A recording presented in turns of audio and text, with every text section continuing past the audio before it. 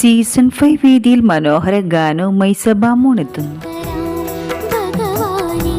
ഫൈനലിലേക്ക് ചുവടുവെക്കുന്ന സെബാമോണിന്റെ ലക്ഷ്യം പിഴയ്ക്കുകയാണോ? എനിക്ക് ഇഷ്ടപ്പെടാത്ത ഒരു കാര്യം, ഇഷ്ടപ്പെട്ട ഒരുപാടുണ്ട്.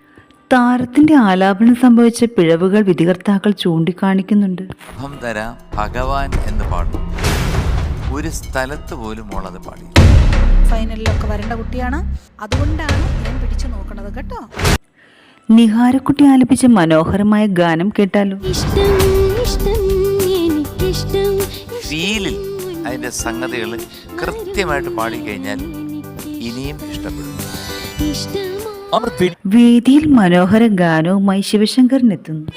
മമ്മൂട്ടി സാറ് വടക്കൻ വീരഗാഥയിലെ ഇരുമ്പാണി തട്ടി മുളയാണി വെച്ച് പൊൻകാരം കൊണ്ട് ചുരുകം അളക്കാൻ കൊല്ലാന് 16 പണം കൊടുത്തവൻ ചന്തു.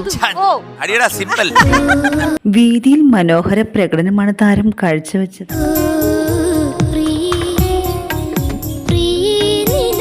അതങ്ങനെ ഒരു സംഗതി ഉണ്ടോ മോനെ? അപ്രതീക്ഷിത ചോദ്യത്തിൽ ശിവശങ്കരന്റെ ചിരി മായുന്ന നിമിഷം. അങ്ങനെ ദാസേട്ടൻ പാടിയിട്ടുണ്ടോ? എനിക്ക് തോന്നുന്നില്ല. തുടർന്നും മനോഹര നിമിഷങ്ങളാണ് വേദിയിൽ അരങ്ങേറിയത്. സംഗതികൾ പാടുമ്പോൾ സ്പീഡ് കൂടി പോകണം. ഇശൽക്കുട്ടി ആലപിച്ച മനോഹരമായ ഗാനം കേട്ടാലോ?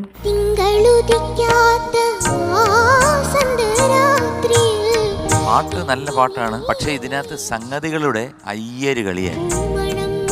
പല സ്ഥലങ്ങളിലും അത് സംഗതികൾ പാടിപ്പോയിട്ടുണ്ട്. തുടർന്ന് താരത്തിന്റെ ആലാപനയുടെ പിഴവുകൾ വിധികർത്താക്കൾ ചൂണ്ടിക്കാണിക്കുന്നു. പാട്ടിനെ ഇഴകീറി വിധികർത്താക്കൾ. ശ്രുതി ചില സ്ഥലങ്ങളിൽ പ്രശ്നമായിട്ടുണ്ട്.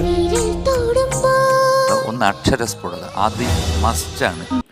തമ്പുരാട്ടിക്കുട്ടിയായി ഐറിസ് എത്തുന്നു. ആ ഒരു ഫീലിംഗ് കുറച്ചുകൂടെ ഇങ്ങനെ എന്താ പറയണ കൊണ്ടുവരായിരുന്നു. ബാക്കിയെല്ലാം എനിക്ക് ഇഷ്ടപ്പെട്ടു. സീസൺ 5 വേദിയിൽ മനോഹര ഗാനവുമായി ദേവതീർത്ത് എത്തുന്നു. പാടും, എനിക്കറിയാം. ഈ വാശി കയറി വന്നിരിക്കുക അടിപൊളിയായിട്ട് പാടി. വേദിയിൽ വിധികർത്താക്കളെ പോലും വിസ്മയിപ്പിക്കുന്ന പ്രകടനമാണ് ദേവതീർത്ത് കാഴ്ചവെച്ചത്. ശ്രദ്ധിച്ച് മുമ്പോട്ട് പോയാൽ ഫിനാലെ വരെ എത്താം. 100 ആണെങ്കിൽ ഫ്ലവേഴ്സ് ടോപ്പ് സിംഗർ സീസൺ 5 വേദിയിൽ അരങ്ങേറുന്ന മനോഹര നിമിഷത്തിനായി നാം ഏവർക്കും ആകാംക്ഷയോടെ കാത്തിരിക്കുക. ദേവതീർത്ഥിന്റെ വിധി നിർണയിക്കാൻ വേദിയിൽ ഒരു നറുക്കെടുപ്പ്. സ്വയം തീരുമാനിക്കട്ടെ.